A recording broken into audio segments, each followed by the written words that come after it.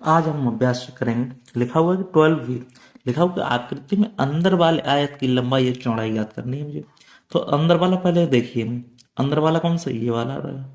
पर यहाँ तक कि अब यहाँ आप समझ रहे हैं, ये वाली जो दूरी दी गई है वो कितनी दी गई है, 2 2 मीटर।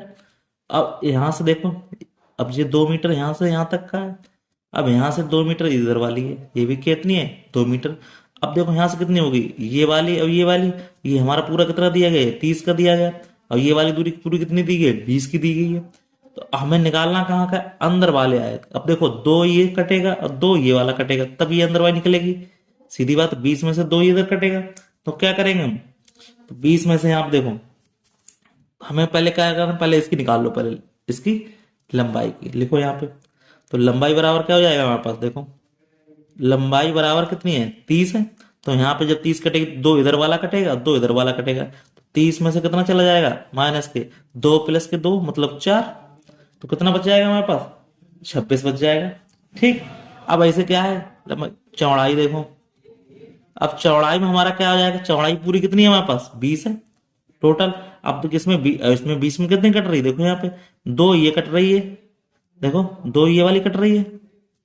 अब दो ऊपर वाली कट रही है, मतलब 4 कट रही है।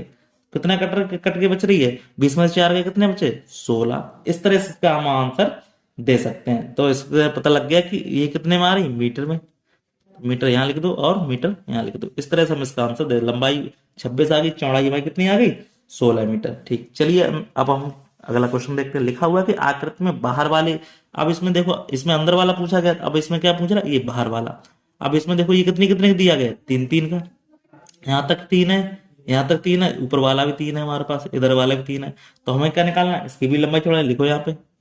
तो लंबाई बराबर, अब देखो लंबाई ये 25 है, अब हमें निकालना क्या है, ये अंदर वाली दी, हमें बाहर तक जोड़ना है। तो देखो, तो लंबाई कितनी दी है, 25 में कितना जोड़ेंगे, 25 में ये जुड़ जाएगा हमारा 3, तो ये वाला चला जाएगा, जुड़ जाएगा, और 3 इधर वाला।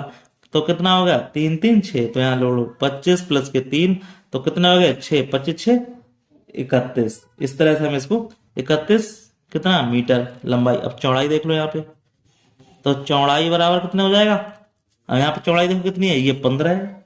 ठीक, तो 15 है, अब प्लस के ये कितनी है, 3 ये 3 ये, कितना हो जाएगा, 3 + के 3 बराबर कितना होगा, 15 6 21। इस तरह से हम आंसर इसको दे सकते हैं। ठीक, 31 और 21। चलिए नेक्स्ट क्वेश्चन क्या कह रहा है हमारा, आकृति में छायांकित रास्ते की चौड़ाई 3 मीटर है। बड़े आयत से घिरे क्षेत्र, छोटे आयत से घिरे क्षेत्र, उस रास्ते का क्षेत्रफल ज्ञात कीजिए, स्थानों की पूर्ति कीजिए। चलिए देख लेते हैं। तो पहले हमें बड़े आयत देखना, बड़ा आयत देखो ये वाला। ठीक, अब इसकी जो चौड़ाई है वो कितनी है, ये वाली कितनी है, ये हमारी 3 है, 3 मीटर है। ठीक, तो यहाँ पे हमें अब निकालना क्या है, लंबाई चौड़ाई निकालनी है हमें। तो हम किस तरह से करेंगे, जरा यहाँ सोचो, ये कितनी दी गई हमारी, हमें किसका निकालना, पहले बड़े आयत का निकालना है। ठीक, तो पहले हम बड़े आयत का देखेंगे, इसमें कैसे दिखा रहे हैं, देखो यहाँ पे ये पहले बड़ा आयत कितना है, ये इसकी कितनी दी, 20 दी गई। अब ये कितनी दी गई, 10 दी गई है। तो हमारे मालूम है बड़े आयत का क्षेत्रफल क्या होता है, लंबाई गुणा चौड़ाई। तो 20 × 10 करेंगे, कितना आ जाएगा हमारे पास, सीधी सिंपल सी बात है, 200 आ जाएगा। यहाँ लिख दो 200 मीटर स्क्वायर, सिंपल से। छोटे आयत के घेरे क्षेत्रफल देखो, छोटा आयत ये वाला आयत है। ठीक, अब इसमें देखो जरा, ये कितना था, 3 इधर का है और 3 इधर का है, कितना कट गया हमारे पास, 3 3 6, सीधी बात है, 6 कट गया हमारे पास। तो यहाँ पे 6 कट गया, 20 में 6 चला गया, कितना बचा, 16। ठीक, अब यहाँ पे 16 बच गया। अब 20 में से 6 चला गया, कितना बचा, 14।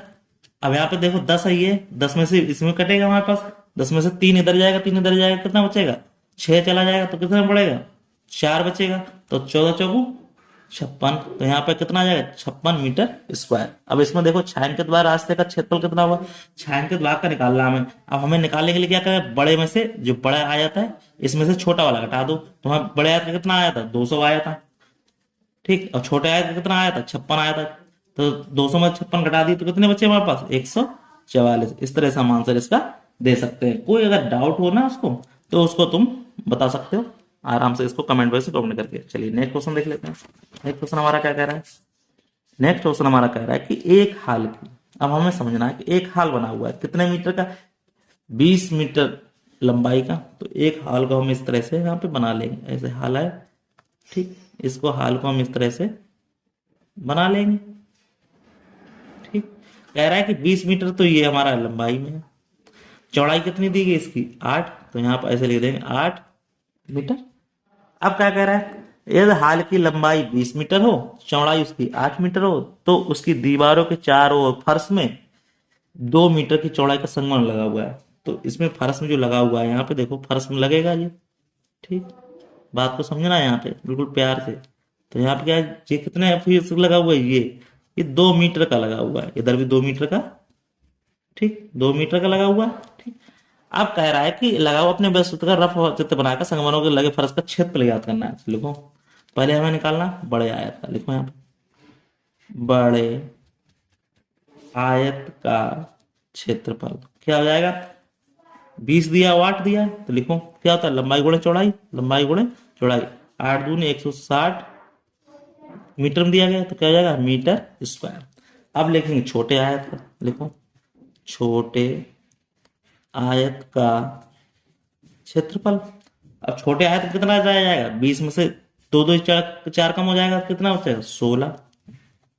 ठीक, अब इसमें 8 में से 4 कम हो जाएगा, तो कितना बचेगा 4, तो 16 चौगु 64 मीटर।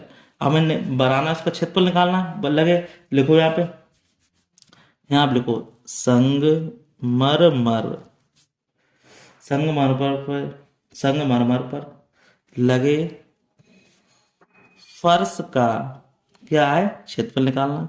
कितने संगमरमर लगा फर्श पर क्षेत्रफल, तो क्या है, और बड़े क्षेत्रफल कितना आया 160 आया, छोटे का कितना आया 64 आया। इसको हम घटा देंगे, 10 में से 4 गया 6 बचा, यहाँ पे कितना बचा 15, 15 में 6 गया 9 बचा, 96 मीटर स्क्वायर। इस तरह से इसका हम आंसर दे सकते हैं। कोई अगर डाउट हो उसको कमेंट बॉक्स में कमेंट करके उसको आसानी से आप हमसे पूछ सकते हैं। ठीक, चलिए इस तरह से हो गया, क्वेश्चन आंसर हो गया।